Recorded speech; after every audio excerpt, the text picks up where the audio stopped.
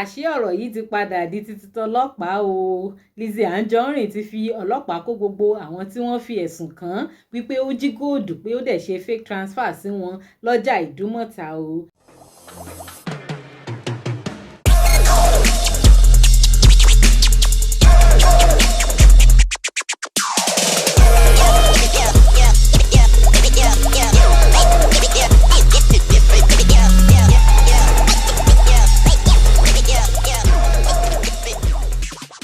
Ẹ̀yin tí ẹ ṣẹ̀ṣẹ̀ ń wò mí fún ìgbà àkọ́kọ́, Digi Naija TV lẹ wà yìí, ẹ jọ̀ọ́ ẹ máa bá wa tẹ subscribe button tó wà ní abẹ́ fídíò yìí, ẹ like fídíò yìí, ẹ drop gbogbo èrò ọkàn yín sí comment kẹ́dẹ̀ máa share fídíò yìí káàkiri.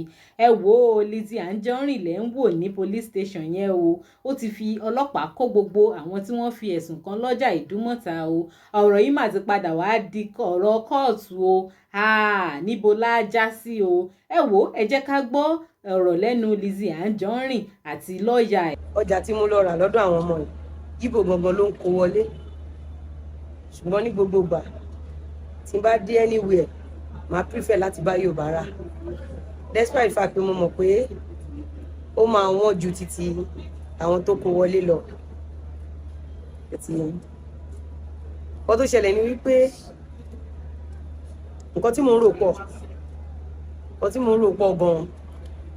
Ṣùgbọ́n ju gbogbo ẹ̀ lọ, mo dúpẹ́ f'Ọlọ́run, mo dúpẹ́ fún gbogbo àwọn olólùfẹ́ mi káàkiri gbogbo àgbáyé, àwọn abiyamọ tòótọ́, àwọn májè ó bàjẹ́, àwọn abiyamọ lọ́kùnrin lóbìnrin tí ó jẹ́ pé tíṣu ọmọ bá jiná àní fi wọ́n ṣàwátì. Mo dúpẹ́ lọ́wọ́ wọn. Ẹ mọ̀ kó ti wà nílé ẹjọ́, mi ò lè sọ̀rọ̀ púpọ̀, allegation ni àbí a lè sọ pé góòdù wọn ò sọnù, ṣàfẹ́ sọ bẹ́ẹ̀ ni, a gbọ́dọ̀ sọ pé góòdù wọn ò sọnù. Àwọn kan tẹ̀ sọ pé 1.6 million ni, a lè sọ pé kò rí bẹ́ẹ̀. Àwọn kan ní 91,000, a lè sọ pé kò rí bẹ́ẹ̀. Àwọn kan ní fake alert, a lè sọ pé kò rí bẹ́ẹ̀. Àwọn kan ní bó ṣe máa ń ṣe nìyẹn, kò ṣẹ̀ṣẹ̀ máa wá bí wá jalè, a lè sọ pé kò rí bẹ́ẹ̀, allegations ni. So a ti wà níwájú àwọn tí wọ́n jù wá lọ, tí wọ́n jẹ́ aṣòfin. Mo fàsìkò dúpẹ́ lọ́wọ́ àwọn agbófinró ní Nàìjíríà, pàápàá jùlọ Lagos State. Tí ẹ mọ̀, tó bá yẹ pé bó ṣe rí lẹ́nìí, ó ti rí bẹ́ẹ̀ bí ọdún mélòó kan sẹ́yìn, ní débí. Ẹ mọ èèyàn tó ti pàdánù through jungle justice.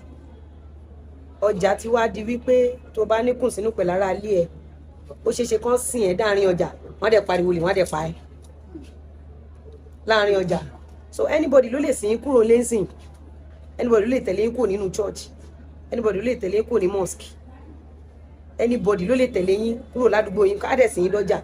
Àárín ọjà ti wá di wípé tó o bá ti lówó assassin ṣáà dáàrin ọjà kó dẹ̀ pariwo lè, wọ́n á bẹ̀ pa ẹni yẹn lọ́wọ́ kan láìsàn kọ́bọ̀.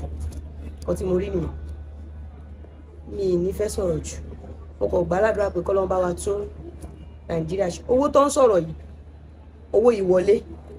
Mi ni Ọlábíyì Adémọ́lá.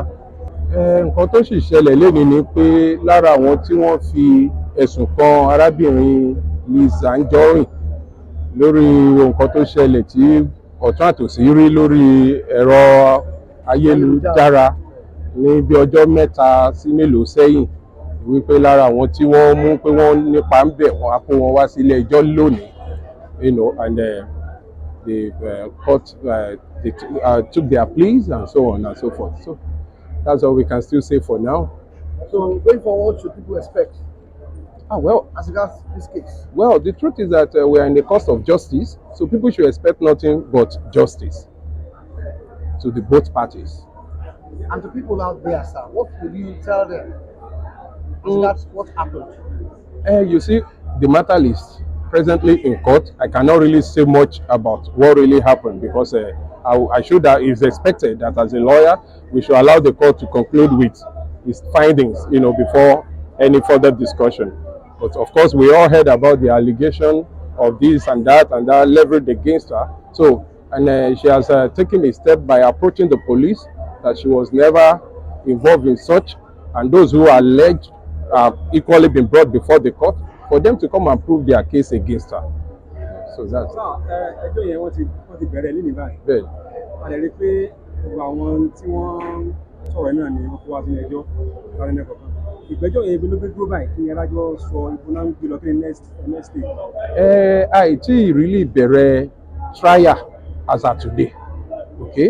Wọ́n kàn take plea wọn ni wọ́n wá adjourn matter fún trial ṣòye yín. So lẹ́ni sìn ṣé ó jẹ̀bi àbó jẹ̀bi àwọn tó wọ́n láwọn ò jẹ̀bi. So now we are about going into trial. Ìgbà wo ni ẹ sọ? Court has adjourned the matter till on the 11th of March. So